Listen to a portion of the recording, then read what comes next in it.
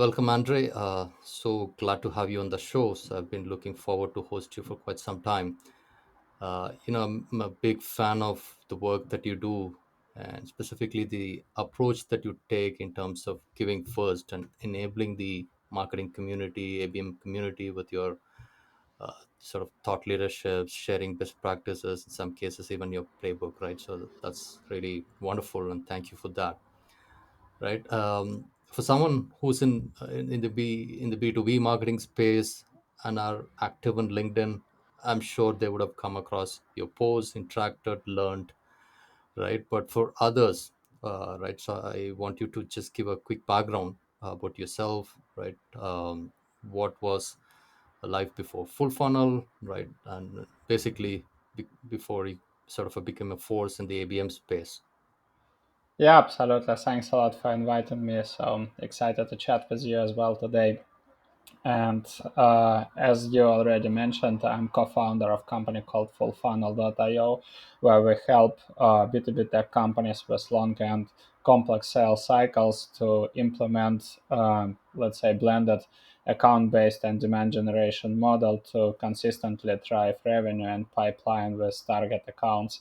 So before Full Funnel IO, I was working as a fractional CMO for 5 years, and before this, I had a really good career in the enterprise space. And the one thing I'm always being asked, so how did I learn account-based marketing? And the truth is, so I started my career as a sales rep, SDR, Hmm. and had quite successful career in sales for the first 5 years, and then switched to marketing. And Hmm. there was always a motivation for me to understand. Uh, Aside from sales tactics, how can we Right. motivate our customers to buy more, right? So that was Hmm. my biggest motivation, and that motivated me to switch from marketing. But the biggest advantage that I got from my sales career was that I knew the hurdles and the challenges that sales been facing every single day, right? Hmm. I didn't wear pin glasses, assuming that marketing is really easy and we just need to run creative campaigns or doing some, stuff that is not helping sales to win more deals and generating revenue.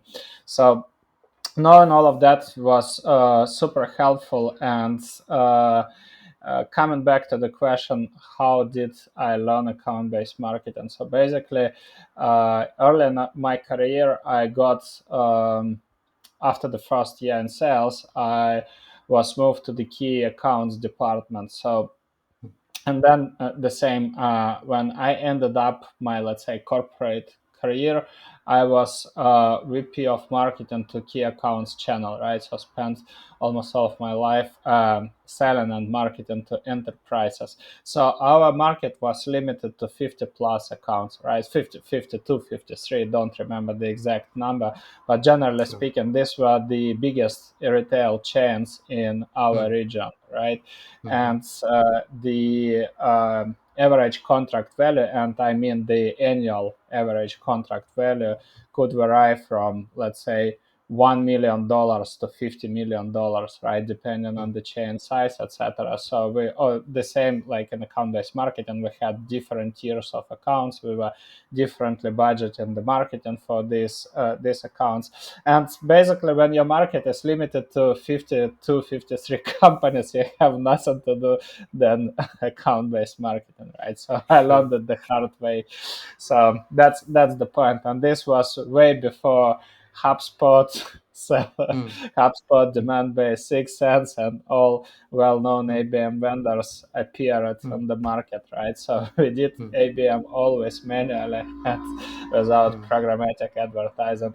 Hence, this is where our philosophy comes from, right? So ABM is first of all the strategy and the right process to select the right accounts, build the individual offers for these accounts, right?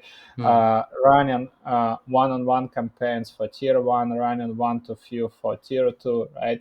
So this sort of things. And unfortunately, the Sure. majority of modern marketers, they understand ABM slightly differently, thinking that it's all about uploading a bunch of accounts to an ABM software, running programmatic advertising, and then sending everybody who clicks the ad, right, or engages with the Hmm. content to sales for automated outreach. I Hmm. wish Hmm. it was that easy. Sure. Yeah, I wanted to like deep dive on ABM, but for that I want to ask a couple of questions, right? So one, like, which role do you prefer? Are you Andre as a marketer or Andre as a salesperson Ah, or no, an I'm a ABMer because you're bringing in a sales marketing view to customer uh, acquisition process? So when it comes to account-based marketing, I believe in a shared experience. I don't believe that it's just because it says account-based marketing, right? That it's just solely marketing playbook. It's a shared playbook. Both teams should be involved. If you want, Absolutely. some people call it account-based experience, right? I don't know if that's the right definition, but let's call it like this. It's not possible to run successful ABM campaigns without sales. Absolutely. Yeah, I think that's one of the core constructs, right? Um, right. That's good. I want to stick to LinkedIn a little bit, and I think that's where we got connected, right? We interacted, right? And that's where you do a lot of work, right? You once mentioned 85 percentage of your lead comes through LinkedIn, and I suppose most of them is organic, right? And I think it's easy to understand why, but I'm curious to know, when did you actually start recognizing the power of the platform? What actually motivated you to invest on a single platform and then basically use it for your business success? Yeah. So let me share a little bit of the backstory. Probably I never shared it before in any interview. So I Sure. was running a local agency, right? So we're working on our local market, and we were quite well known. But at one point, I was feeling that I reached this is so I'm not growing anymore, and I wanted Mm-hmm. to grow on a global scale, but not just the ambitions to make more money. It was the ambition to run Sure. global programs, connect with like-minded people from the world, learn from them, Sure. because our market was limited to the local knowledge, right? And Mm-hmm. at that time I realized that it's just completely different from being, let's say, among top players on your local market, but on a global scale you're just no name brand, right? Nobody knows you. So Yeah. I was checking for our agency at that moment. It was 20, let's say 2014, 2015, right? One of the core platforms for, let's say, inbound growth was Facebook. I was checking Facebook for I was evaluating if Facebook would be a good fit for, let's say, for growing my new consultant, well, not consultant, but basically my new gig as a fractional CMO. I didn't want to launch an agency. I just wanted to try if people would be willing, to bring me as a fractional CMO. So I was leveraging Facebook. I started my community, my first group, which was called B2B Marketers and Founders. But I didn't see a lot of people who belong to our ICP, the ICP that we are serving at fullfunnel.io. So Mm. there were lots of people who are working for SaaS, for startups, for mass market SaaS products. I mean, mass market like $5 products, right? Sure. Where the approach is completely different. You don't need to run account-based marketing campaigns to sell $5 CRM, right? Or email software. So that led me to the point that I need to check LinkedIn. I had LinkedIn profile, but I never used it. I probably had, I don't know, a handful of connections, 20, 30 connections with my ex-colleagues, and that's it. Mm. So Mm. mm, at that days, LinkedIn was like a resume You are talking platform. when? What year is this? So it was 2016, 7 years 16. ago. Right. Yeah. So at that point, I didn't see that lots of people, posting content on LinkedIn. It was like kind of CV platform, and it was a platform for SDRs who love spamming everybody. So I didn't check my profile, and then out of surprise, I saw like a lot of emails, selling something that's Right. completely irrelevant to me, which was ridiculous, but at the same point, I just decided to make an experiment, and I started to look through people, and who my ex-colleagues were connected to, and I saw that they quite often they are connected because I was working for U.S. companies. I saw that they are connected to a lot of companies that actually might be ideal customers for me. So what I decided to do, I just decided out of curiosity to post some content.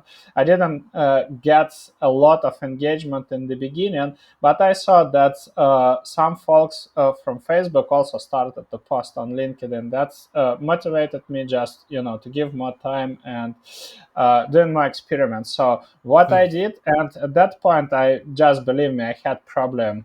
I started to connect with these ICPs, so slowly growing my network. I had probably 200 connections maximum, but what I did, I wrote something that I was looking for B2B marketing communities for companies with high CV and long sales cycles, and I didn't find any community, so I decided to start my own Facebook group.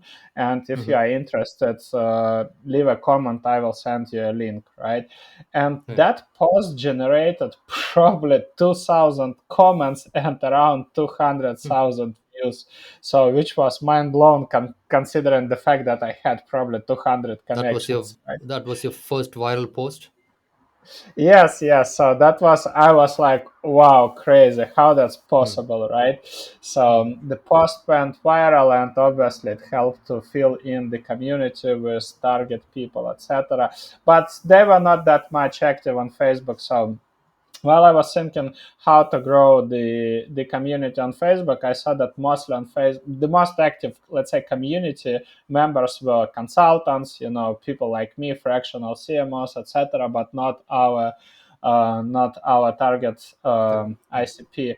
They were joining the community, but they were never participating in the discussions, etc. So I was reaching out to people and asking why, because you wanted to apply, right? But and they Hmm. told, yeah, but I'm not using Facebook actively, so I'm just, sometimes I'm opening it and I see the discussions, but I don't, just use Facebook for my to stay in touch with my family and my friends, and that's it. That was the feedback from the majority of our ICP. And I asked, like, and what about LinkedIn? And they say, yeah, so I prefer LinkedIn, this way I hang out more regularly. And I thought, okay, so if that post worked that well, maybe I should Hmm. try, just instead of Facebook, maybe I should try to post regularly on LinkedIn and see how it will go. So that was the beginning, and this how the story started. Wonderful. Uh, I think just on question on full funnel, right? So you guys don't brand yourself as an agency. You call yourself as a consulting company. Is there That's a reason correct. behind it? That's correct. Is there a reason behind it? You don't like agencies, or Uh, you're much more yeah, than an because we agency? don't do Is because we don't do an agency work, so we don't do anything instead of client, right? So it's not done Hmm. for you service, where we do the work instead of client. And I don't believe that ABM can be fully outsourced, right? Uh, Absolutely. it's in this case you need to have advanced salespeople. These salespeople should also get appropriate product knowledge and product training, right? Hmm. And it takes time. And then you need to have all the knowledge about the market, the competition, target accounts, etc. Regular communication with subject matter experts. And only in this case, ABM could be fully outsourced. But now imagine, I mean, what would be the price to pay that agency for, let's say, Hmm. outsourcing it to really skilled sales reps and marketing reps? How long it will take to do this appropriate onboarding, right? And then the actual execution. So the price for that gig would be enormous. That's the first thing, right? And most clients won't be willing to do it. So I really believe that account-based marketing, that should be in-house motion. So hence, our idea is what we are doing. We train and coach the in-house team and help Mm. them to launch a pilot ABM program, later operationalize and scale it, and develop this in-house motion that they could run and maintain without external help, right? So we do partially an agency work because we have office hours and we do all the campaigns together, right? But Right. ultimately the key goal is the knowledge transfer, so the team can run and maintain process. And this goes against the agency model, because for the agency, the ideal case is the perpetual, right, retainer with a client. There is agency wants just to have an endless retainer, right? So for us, all the projects have a clear timeline, right? So the clients more or less know when we'll be able to finish it. They can estimate the right budget, and that's the point. So for companies that have good in-house teams and that want to build that motion, that's exactly the value that we deliver and that agency won't deliver. Right. Yeah, I'm completely with you. So agencies has a role to play, but not in terms of strategizing, but more acting as a supporting system, right? It could be content production or anything of that sort where you exactly know what is required, and then you get and use them as more around a resourcing, right? To identify, Yeah. let's say, creative generation, for example, or a designing a certain piece of content, for example. They could do it if you give the brief, but to outsource the entire ABM program may not be the worst choice, especially during the pilot stage. Yeah, absolutely. So, I believe, if you ask my opinion about agencies, I believe that you can outsource parts of your marketing operations, like design, like search engine optimization, maybe demand capturing or retargeting, right? Because you do right, just for not the full, let's say, paid motion, but just a part of it. That's right, absolutely possible. Analytics, software development, right? These things right. could be outsourced, but not the processes that should be done on a regular basis by marketing and sales. Sure. Yeah. Just staying on with LinkedIn for another question, right? What is that you do differently compared to others, right, who wants to sort of emulate you, get the kind of engagement that you get, right, but not doing things the way that it should be done, right? So what are some things the companies are doing incorrectly and then not able to achieve what they want, according to you? So we can break down it into two groups, right? The Mhm. first one, and this is what most people never consider. This is the psychological problem. So the psychological problem is lack of patience. So everybody Mhm. wants to get the immediate results. They don't give enough time to program to generate the results. So let's say, hey, so yeah, let's say Fullfunnel is doing really great. Let's copy them. Let's emulate them, as you said, right? Then let's post something. We post once, we post twice, right? And we don't generate a lot of engagement. We don't get inbound requests. People like apparently target accounts are not reaching out and not saying, hey, I want to purchase your product. So then the company says, yeah, so it doesn't work. Yeah, let's try something different. Lack of patience.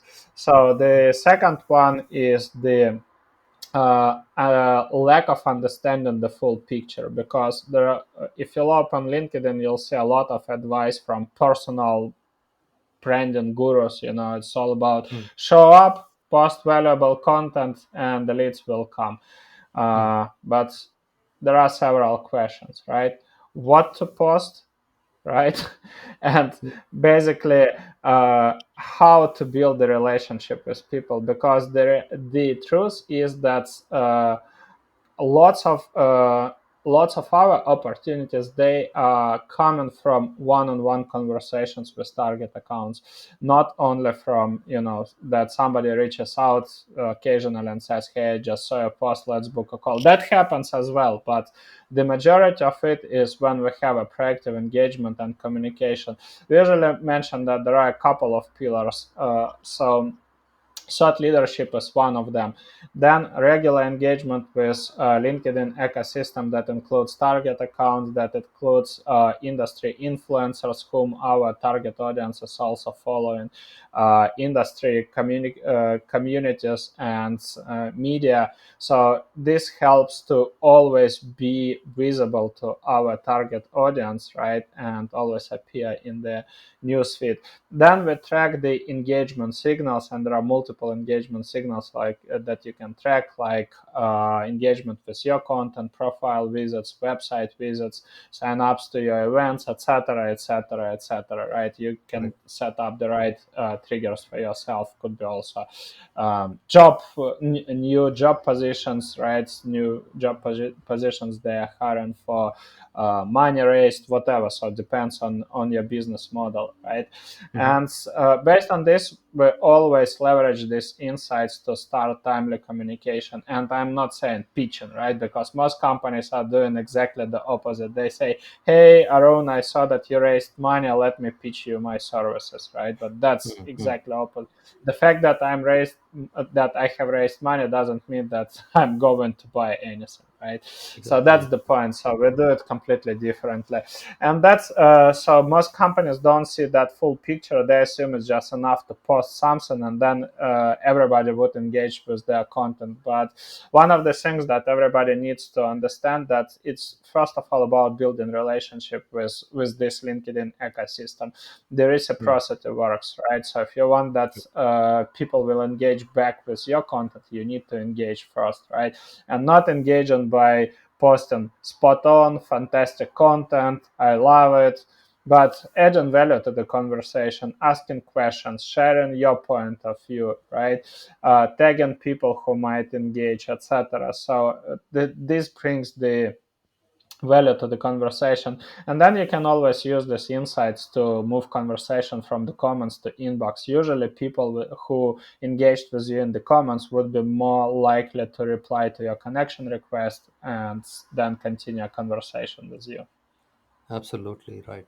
I think the other thing is around not having this sense of give first, right? So how do I take first? So most people, I think they start with that kind of an intention, right? So how can I sell something? And you talked about everybody wants results. There is no patience, and the patience is around like how can I contribute to this company or a conversation or the community, and then go for something what I want, right? I think that sense is really lacking. uh, Staying with content, and I think that's one of the ways how you really build a relationship and then get this conversation going on and add value to this community, right? So how do you like, what's your playbook in terms of how you've structured your your LinkedIn content, for example, right? So how do you, is there a specific playbook that you adopt, right? I've seen your partner Vlad, right, consistently posting. There are some overlaps, but I think there are like the way you approach, right? The posts are like very different. Yeah, that's true. So first of all, our there is obviously overlap between our content, which is absolutely fine because what we are doing, I would cover it in a moment.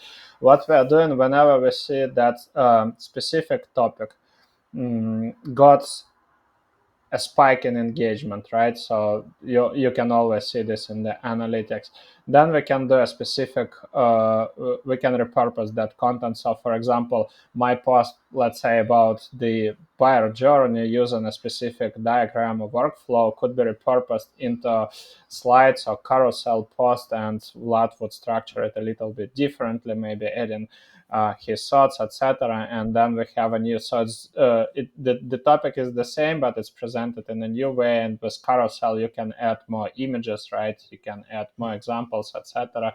So And this is where the overlap comes. So it doesn't mean that, let's say, somebody copy and paste the same post, but it just presenting the same topic in a different way with different examples, etc.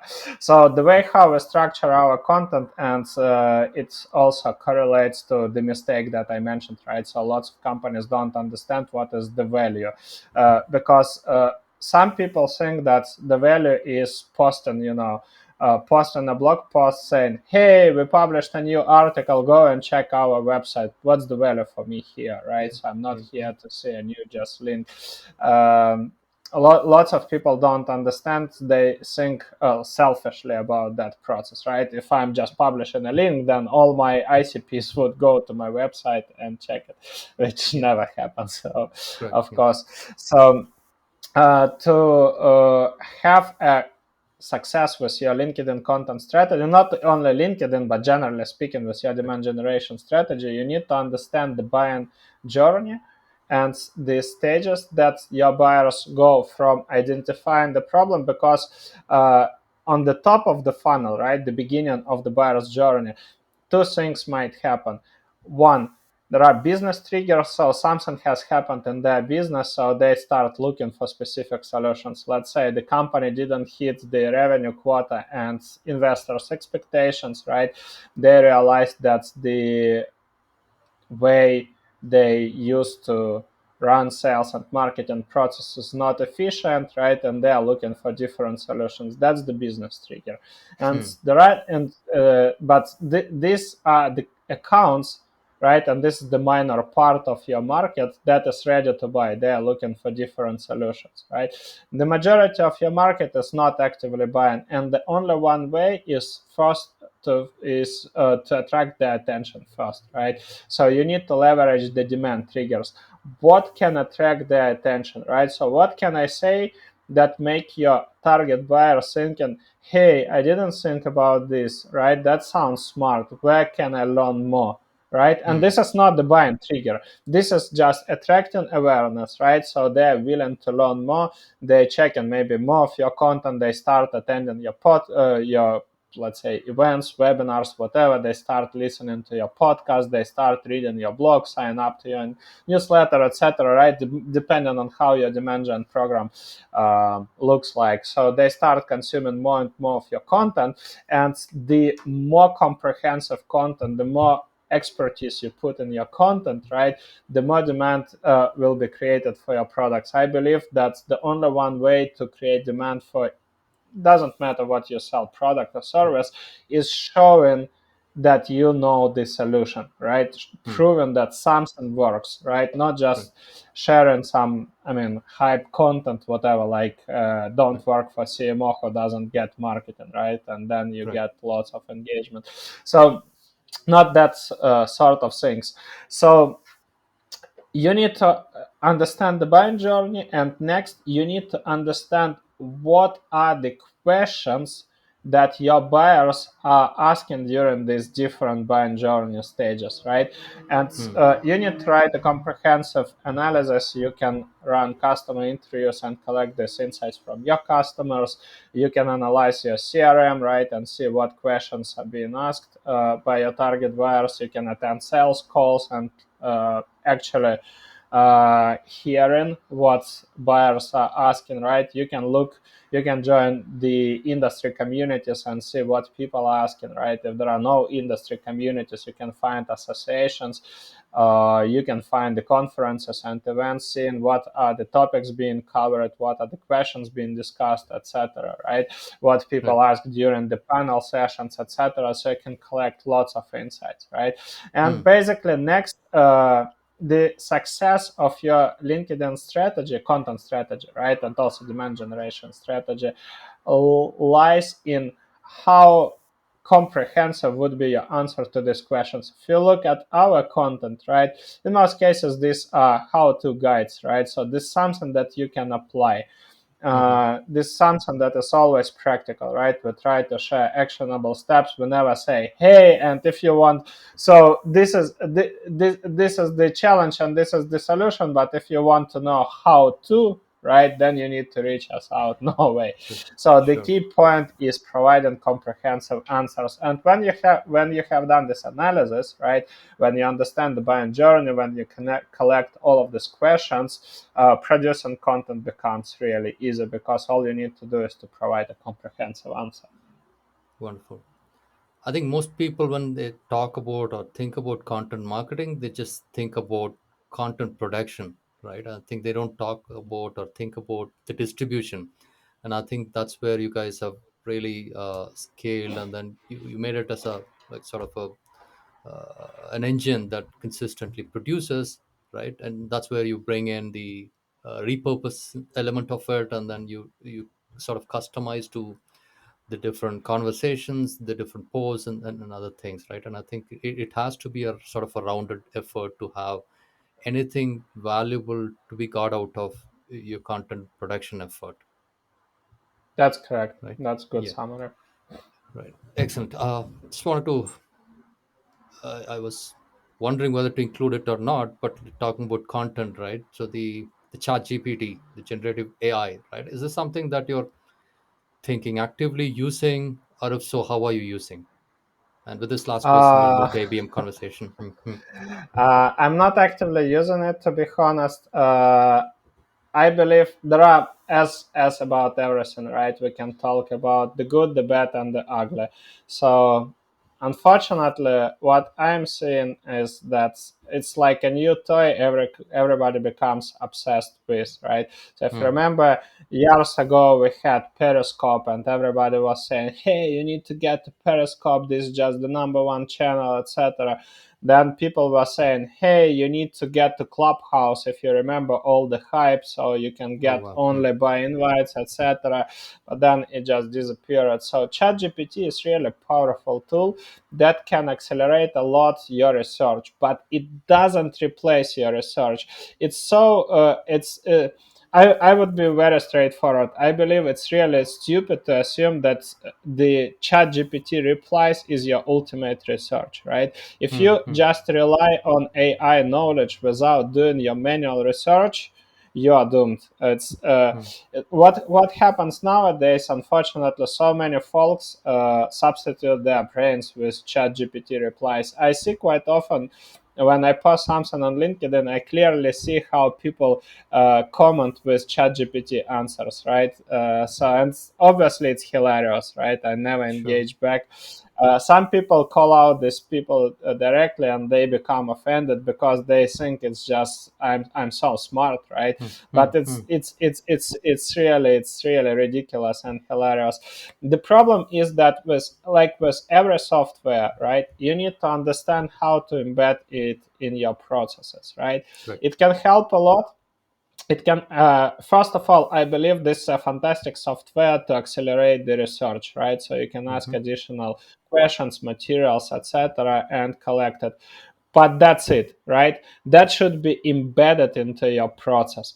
And what lots of folks are doing right now, they start substituting processes with ChatGPT. Hey, so Hmm. let's Hmm. create a content, right? Maybe I would be smart.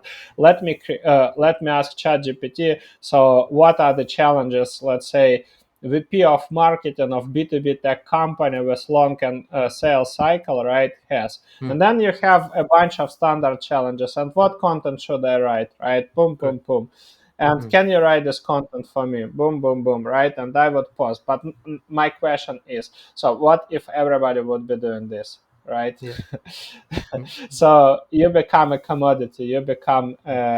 You become it's just probably everybody understands that the era of mediocre content is over, right? Hmm. So you Hmm. can't generate demand with content that could be created by ChatGPT, right? Because if that's possible, then your buyer would simply open ChatGPT and ask the same questions, right? So Hmm. remember this, these blog posts that were popular 5 years ago, like 20 ways to like accelerate your pipeline, and then they do email outreach, run ads, etc. Like generic advice, right? Or whatever, Yep. like why you need mobile app in 2023, right? These are So the all of this, BuzzFeed clickbaity articles, right? So I think if it started from B2C, it just like got into B2B, and yeah, everybody exactly, writing listicles and no value, absolutely not, right? It's just maybe exactly. additional page on their website. Yeah, What please go most on. people don't realize that you don't need more content. You need less content, but the content that will actually generate demand and opportunities for you, Hmm. right? And if you want to get if you want to get targeted traffic, if you want your target buyers to read it, that should be exceptional. That should be based on the real expertise, also including the market insights. You can involve thought leaders, right, to collaborate with that piece of content. You can involve your target buyers to make it actionable, right? And then you get Hmm. an exceptional content that stands out, right? And all the Right. mediocre content that will be created by ChatGPT just what marketers who are obsessed with ChatGPT, right, and who are using it for everything, what they don't realize is that they're basically, digging the grave for themselves, because they would be the first who will be replaced by ChatGPT, right? So Right. if all the processes are based on ChatGPT, then a smart CEO or CFO will say, "Hey, but if like why I need to pay you, 10 times more? I would just hire a virtual assistant who will be maintaining the same Mm. processes, Absolutely. right?" And Absolutely. so that's the point. Awesome. Let's just do some ABM talks. So you've been involved in ABM, right, doing and advising a lot of these companies, right? So what's the state of ABM according to you currently, right? Where has it evolved from? Where do you see what's the maturity, right? So the reason for this question is there's a lot of awareness to on ABM, right? So everybody, if you're a B2B marketer, you wanted to do an ABM, right? And then on the at the industry level, so we called 3 4 years ago as an ABM, right? Then it was called as an a account based experience, right? Engagement, whatever, right? The acronyms keeps changing, right? But what's your view? Where do you see this going? Where did it start? Where is it presently? So I would share that obviously ABM gets traction, and with every year, this approach becomes more popular and popular. I would say it's quite trendy, right? And lots of companies are trying to do it. The problem is that most companies don't have the skills, and in most cases, as I said in the beginning, they assume that ABM is all about purchasing ABM software, uploading a bunch of companies to it, and then running programmatic advertising with automated outreach, which is very far from the real account-based marketing.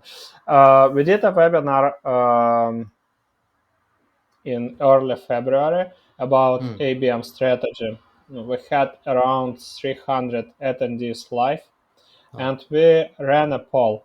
So we Mm-hmm. asked, first of all, are you running ABM, planning to run it, or stop it, right? And Hmm. then people who are running ABM, that was the minor part. Most of them said that we are planning it, but don't Mm-hmm. know how to do it properly. And then Sure. we asked another question, for those who are running ABM, how are you satisfied with your results? Mm-hmm. So can you guess how many people told they are frustrated with the results from the ABM program? What? 90%. Yes, that's correct. So I did not attend the 95% told. webinar. Yeah, so 95% told they are frustrated with the results. And then we were asking to share in the chat why. And they were mentioning no engagement with ads, miserable reply to outreach, right? Spending money, don't see ROI. So everybody is challenging lots of people. And that was really a fantastic conversation, because lots of people came from our community. People were sharing, hey, we purchased this ABM software. As you know, all ABM software are really, really expensive. And then I don't want to drop the names, just not to, just not to Sure. make a bet, because the problem is not in software. The problem is how it's It's been used. used. Yeah. Yeah. So, and then people were saying, hey, I purchased, let's say, this ABM software, and now we are running these programmatic ads and outreach for the third months, no results, and I'm getting a heavy pressure from our CFO to justify the investment. That was the reality, right? So Mm-hmm. this how it's going. Unfortunately, too many, and I can understand why it's happening, because the same like you asked me about ABM on LinkedIn, I told you lack of patience, and also lack of a big picture, understanding the how ABM works. And finally, there is a third argument: the pressure on getting quick results, right? And then Mm-hmm. everybody, instead of doing appropriate account selection, account research, manual warm up, right? All of this takes time. These Yep. companies exclude the most important steps in account-based marketing, and they say, okay, so let's run the ads and let's do this outreach, right? And the Mm. point is, I'm always saying, I'm not against programmatic advertising. That's absolutely fine if you have budget, but this is an add on, so it's Mm. just a supplement to your ABM processes, but not the process itself. So it's Yep. nice to have if you have a good process, but this not process itself, right? Then you Absolutely. can do it. Because the question is, I'm always asking, even if you'll make right now a programmatic banner, right? So adding my company's logo, full funnel, and saying something, hey, full funnel, do you want to buy this product? I never click display ads. I just simply don't see them, because it's like it's a matter of time you have this, banner blindness. And Mm. I made this poll once on LinkedIn. I just asked, how often do you click display ads? And the Mm. majority of people told never.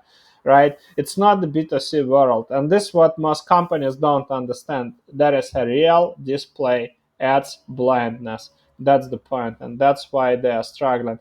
Unfortunately, still only a miserable amount of people understand it. So coming back and summarizing everything, ABM becomes trendy and more popular, but not that many companies are doing it properly. Yeah, I agree. I think ABM is made to be a synonym of account-based advertising, or ABA. I think most Yeah, companies are saying that, and there is a lot more to an ABM than just advertising, right? spot on. So hopefully that'll change, right, over the course of maybe the next couple of years or so, as ABM becomes a more a matured sort of a process, and we have more people understanding and leveraging the power of ABM.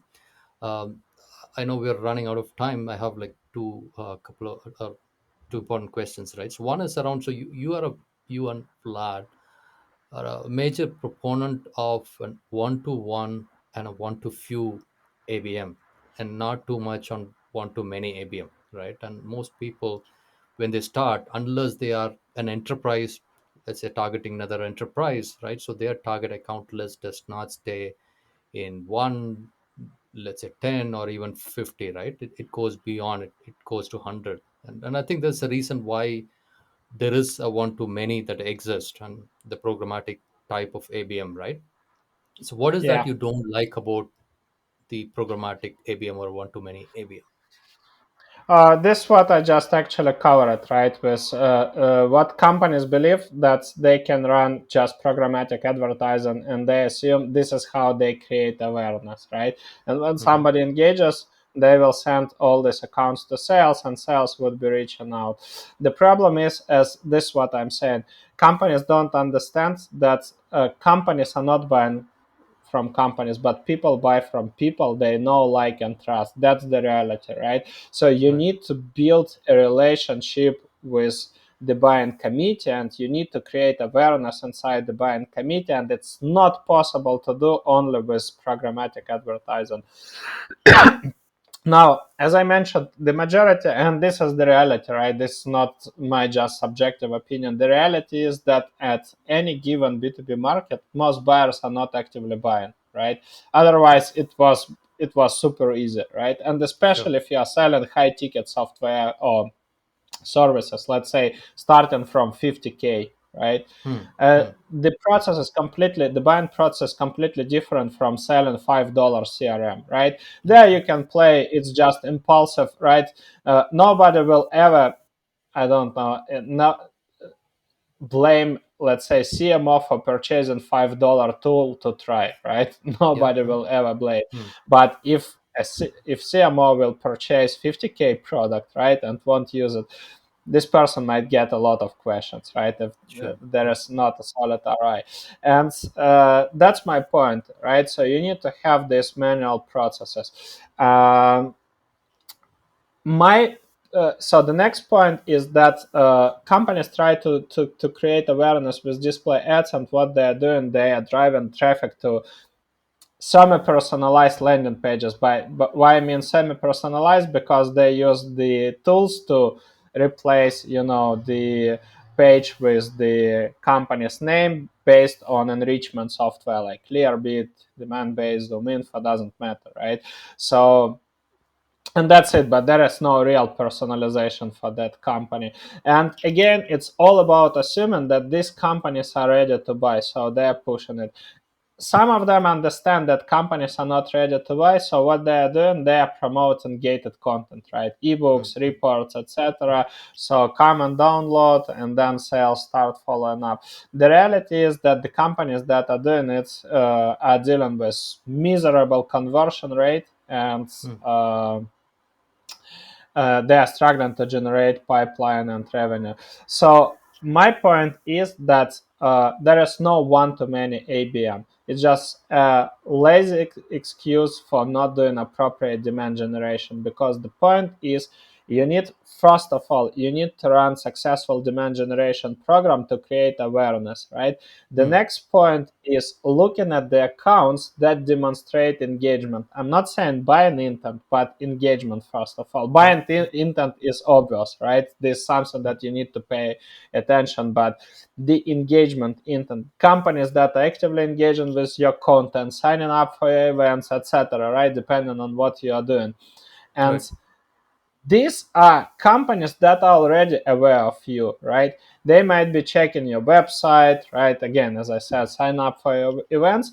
And these accounts should be, if they fit your ICP, these accounts should be sourced to your one-to-one and one-to-few programs, right? The next step, depending on what playbooks you'll be using, you can start manually marketing to these accounts, right? Why? Because you are likely to get the reply. These companies are already aware of you, right? They know you, and because of that engagement proves that somehow they already trust, right? There is no credibility problem. So you Yep. can expect that whenever somebody from your team will be reaching out to the buying committee members, you can Hmm. get a reply.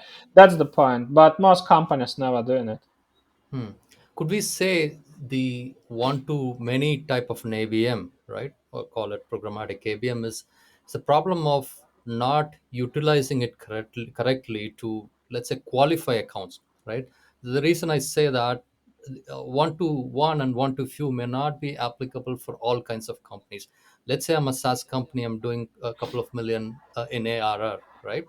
And you go to that company and then say you do a one to few ABM, right? So that's, and you mentioned and you alluded to the fact that not all the companies that you're targeting are in market currently, right? So let's say if we wanted to continue my growth trajectory at a 2 million ARR, and let's say my ACV is around like 30K, 40K, right?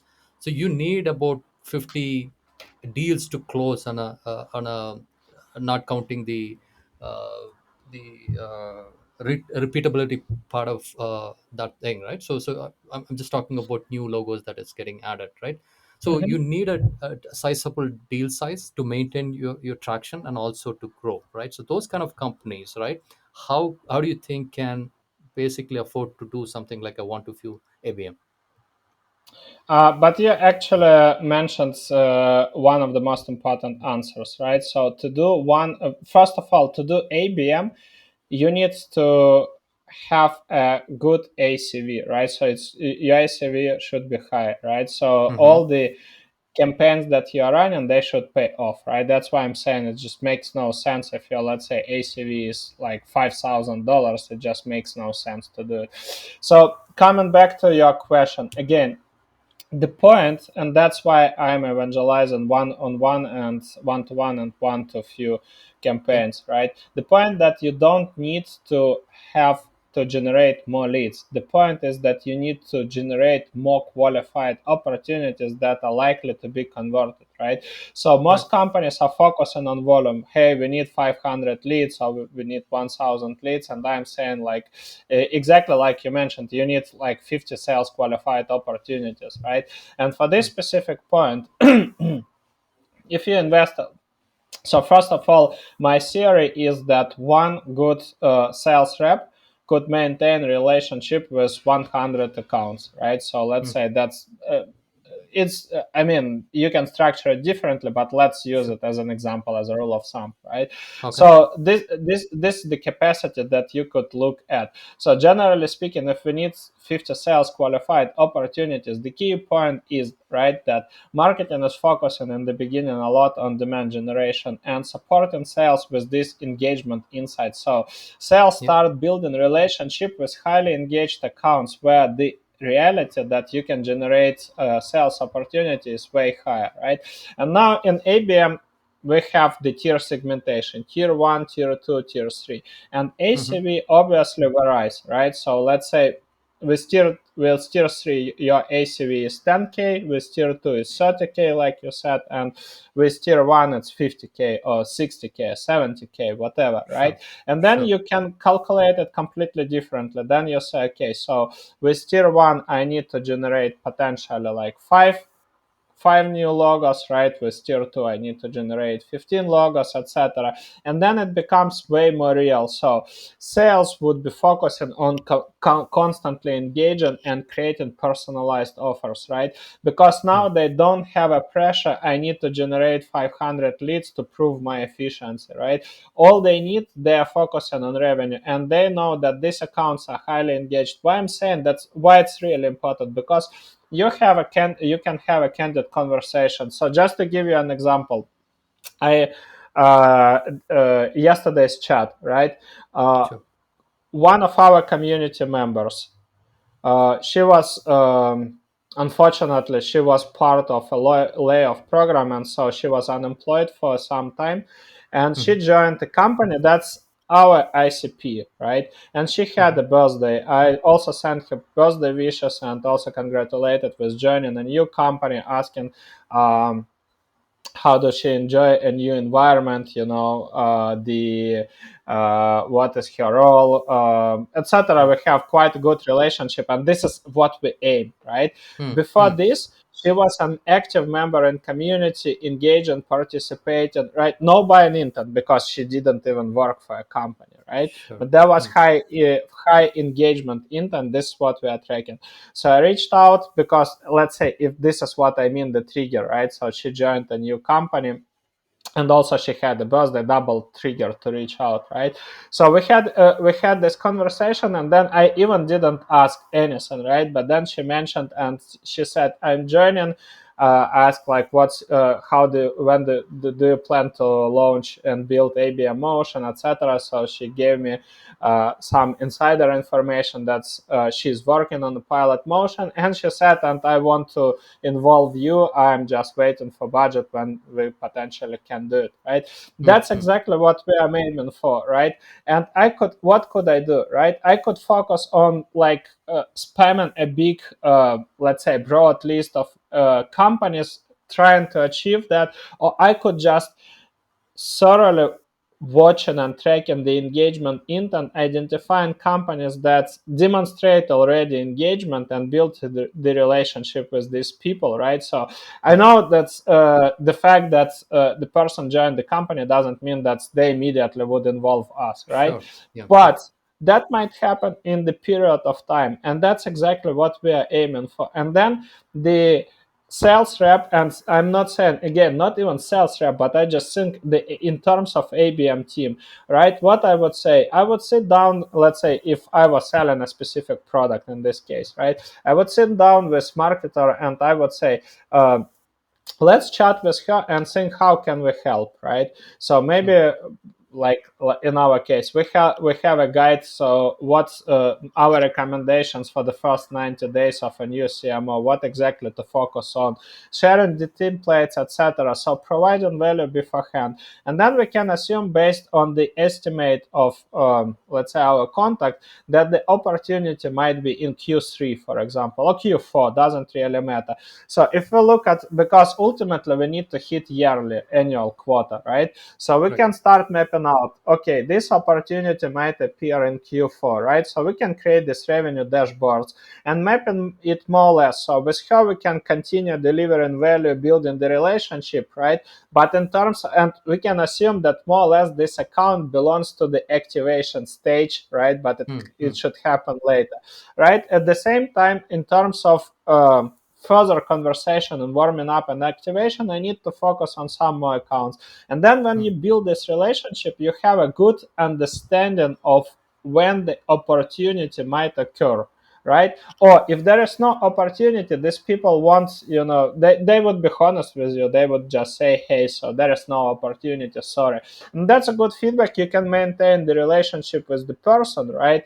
Because maybe later this person will join another company and there would be opportunity, right? But you stop actively marketing to them. That's the point. And this goes way beyond traditional, mindset of creating cadence and spamming everybody, everywhere, email, LinkedIn, phone follow up, etc., etc., right?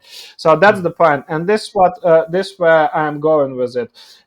It's not really problematic, right? So then you mm. can map out opportunities over time, etc. But the key point is that both teams should work together. You need to track the engagement and the buying intent and add these accounts to your ABM to one-on-one and one to few programs. I get the relationship part, the staggering and managing the pipeline and all of that, right? So I just wanted to just take a minute of your time to understand because the math still doesn't work for me, right? The same example, right? So if I'm a SaaS company, I have to generate, let's say, 3 million in revenue. And if my GTM is around ABM, and if I'm prevented from doing one to many type of an ABM and only stick to one to few, right? For me to generate 50 opportunities, right? I need so many more accounts, right? The moment you get into the hundreds, you're sort of getting into that one to many type of ABM, isn't it? So if you are measuring, right, the revenue growth. So first of all, that's why I mentioned this a couple of times. You need to have a blended version. So Hmm. it's not purely ABM, but you have Sure. a blended version of demand generation and ABM. So you'll be generating inbound opportunities, right? And the more advanced, the more developed is your demand generation motion. Sorry, the more inbound opportunities you'll be getting, the more engagement intent you'll be creating for sales. So the more accounts will appear there, right? Okay. Now, the next step is how would you be structuring? I'm not saying, I don't know if it makes sense in your case to do one-on-one, right? Sure. Depends on also on ACV. Maybe you will be doing one to many, and there are always, one to few campaigns. There is always opportunity to do so. For example, you reach out to disengaged accounts, you extract a specific challenge they have, right?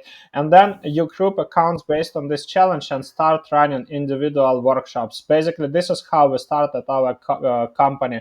We partnered Hmm. with accelerator in Belgium, right? And they have scale ups. So we interviewed scale ups and we extracted companies that mentioned that they have a good presence and growth on the local market, which is Benelux region in Europe, Sure. but they are struggling to grow outside, right? Hmm. So we Hmm. created a program for them how to grow outside of your market without making any shifts in your organization and hiring more people, right? Okay. So, and as a result, we suggested one-on-one debriefing sessions where we were answering their questions and also sharing some ideas they could implement, right? Hmm. Hmm. The reality, 12 accounts signed up, 12 accounts, not that's not a lot, right? And Sure. 18 people in total because there were multiple people from some companies. Then we Hmm. had around 7 or 8 debriefing calls, and out of these calls we generated 3 clients. So Hmm. just giving you an idea, right? And this is a typical one to few campaign. I just shared one playbook. There are multiple ways how you could do it, right? So Absolutely. that's the reality and example. Hmm. Out of these 12 accounts, let's say you could also validate with whom there is a still maybe there is an opportunity in the upcoming future, as I told you. So you could start mapping out the revenue. So with this company the opportunity might happen in Q4, but maybe Hmm. in Q3 we need again to somehow engage more actively, come up with new ideas, new offerings, whatever, right, to them. Right. So that's the point. And Right. if you'll be doing this, you'll have enough accounts and enough intent. Sure, I get that. I think that the key is to dovetail with an demand gen program where this is more around accelerating the pipeline and doing maybe some sort of a customer marketing as well, right? So that's where one to few ABM types of ABM fits in. Wonderful. Andre, this has been like a fantastic last hour or so. So thank you so much for your time. So before we wrap up, do you have any final thoughts? And for those who do not know you, how should they reach out to you? Right.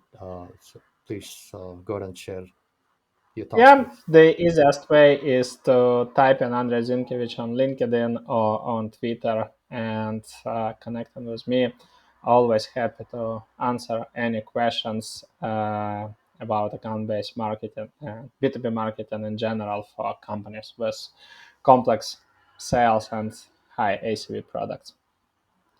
Awesome, man. Thank you so much, Andre. It's my pleasure. Thanks a lot for inviting me. Thank you.